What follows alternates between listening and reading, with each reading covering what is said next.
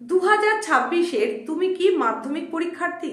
হ্যাঁ, তুমি যদি 2026-এর ভাবী মাধ্যমিক পরীক্ষার্থী হয়ে থাকো তাহলে তোমার যে টেস্ট পরীক্ষা চলছিল সেটা নিশ্চয়ই শেষ হয়ে গেছে, বা একটা দুটো পরীক্ষা হয়তো বাকি থাকলেও থাকতে পারে, তবে আশা করা যায় তোমাদের পরীক্ষা শেষ হয়ে গেছে, টেস্ট পরীক্ষা।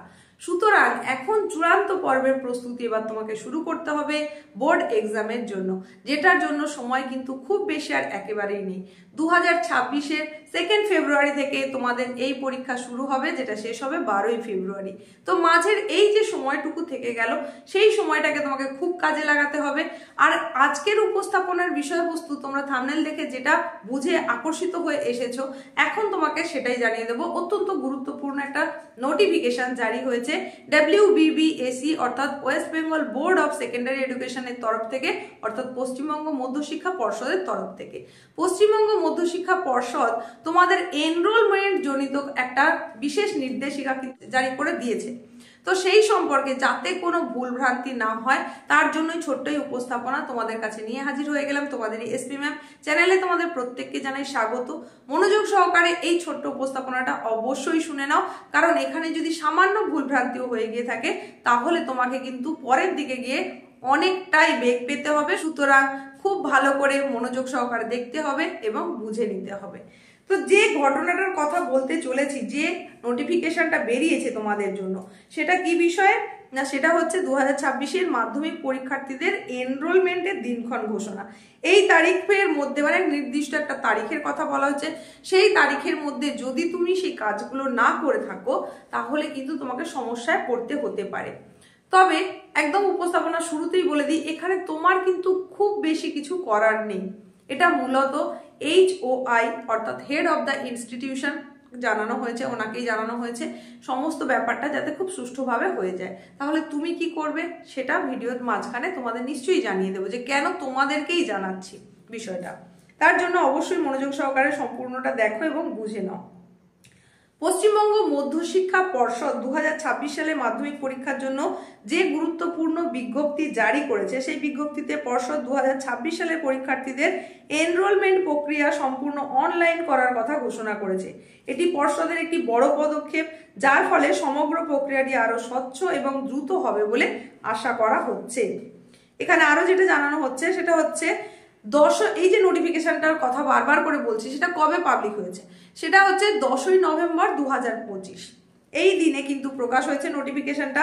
আর সেই বিজ্ঞপ্তি অনুসারে কি জানানো হচ্ছে না, সমস্ত দশম শ্রেণীর উচ্চ বিদ্যালয়ের প্রধানদের এই নতুন অনলাইন পদ্ধতি অনুসরণ করার জন্য কঠোরভাবে নির্দেশ দেওয়া হচ্ছে।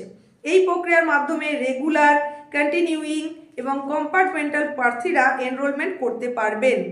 এই পদ্ধতির যে মূল বিষয়বস্তু, মানে নোটিফিকেশনে যে মূল বিষয়বস্তু বলা হয়েছে সেটা সম্পর্কে তোমাদের এবার একটু ডিটেলস জানিয়ে দিই।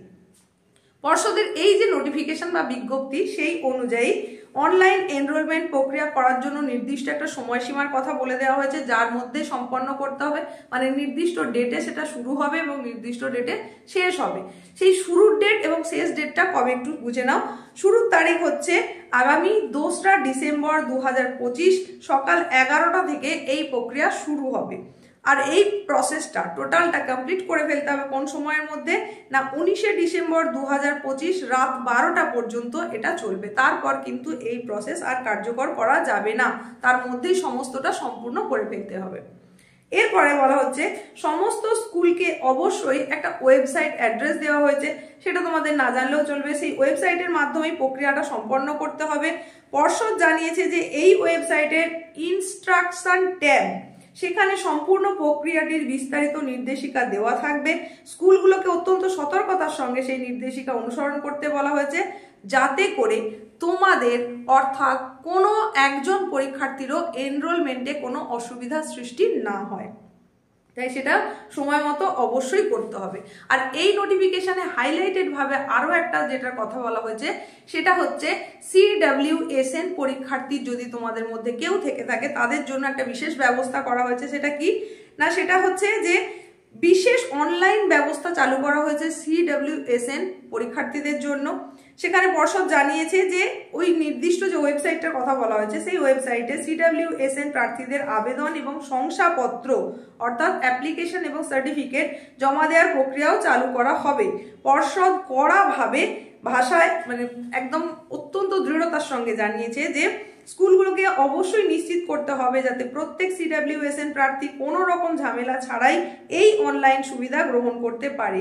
এই বিষয়ে বিস্তারিত নির্দেশিকাও ওয়েবসাইটের ইনস্ট্রাকশন ট্যাবে আলাদাভাবে পাওয়া যাবে। সুতরাং বুঝতেই পারলে যে CWSN দের জন্য কি সতর্কতার কথা বলা হয়েছে। স্কুলগুলোর দায়িত্ব এবং সতর্কতা সম্পর্কে জানানো হচ্ছে। যদিও এই প্রক্রিয়াটা সম্পূর্ণ অনলাইন, সেখানে তোমাদের কোনো রোল নেই, তোমাদের কিছু কাজ করার নেই, তবে তোমাদের বা তোমার অভিভাবক অভিভাবিকাদের একটু বিষয়টা জেনে রাখার প্রয়োজন এবং একটু সেই দিকে সতর্ক দৃষ্টি রাখার প্রয়োজন রয়েছে।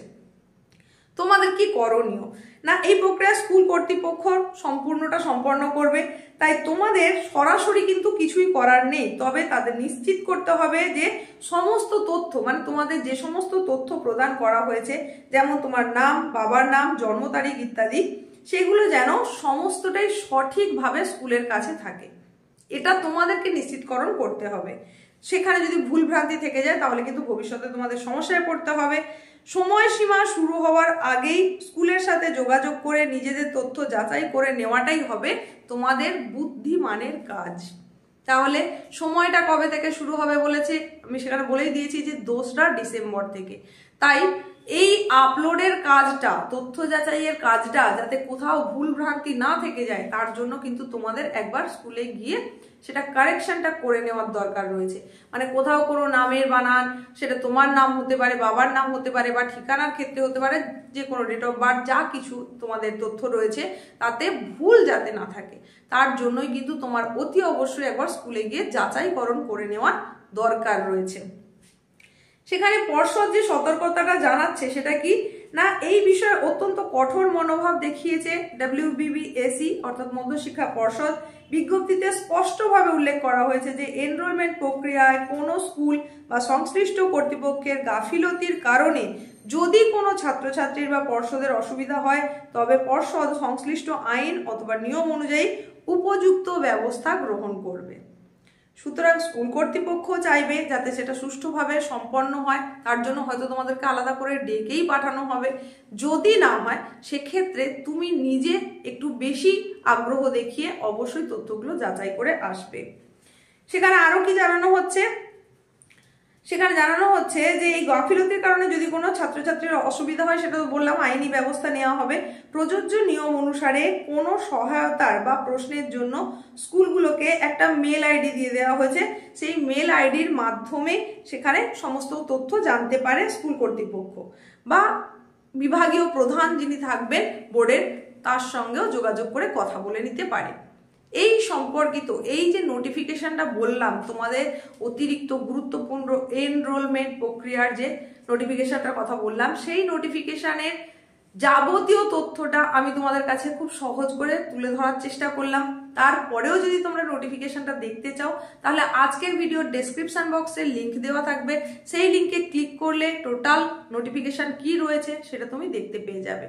তো তুমি যদি 2026-এর ভাবী মাধ্যমিক পরীক্ষার্থী হয়ে থাকো তাহলে অতি অবশ্যই কমেন্ট বক্সে জানাও তোমার টেস্ট পরীক্ষা কেমন হলো, কোন বিষয়ের পরীক্ষা সব থেকে ভালো হলো, কোন বিষয়ের পরীক্ষাটা একটু খারাপ হয়ে গেছে। তো চূড়ান্ত পর্বের পরীক্ষা অর্থাৎ বোর্ড এক্সাম হতে কিন্তু বেশি বাকি নেই, তাই মহা প্রস্তুতি তোমাকে এবার শুরু করে দিতে হবে।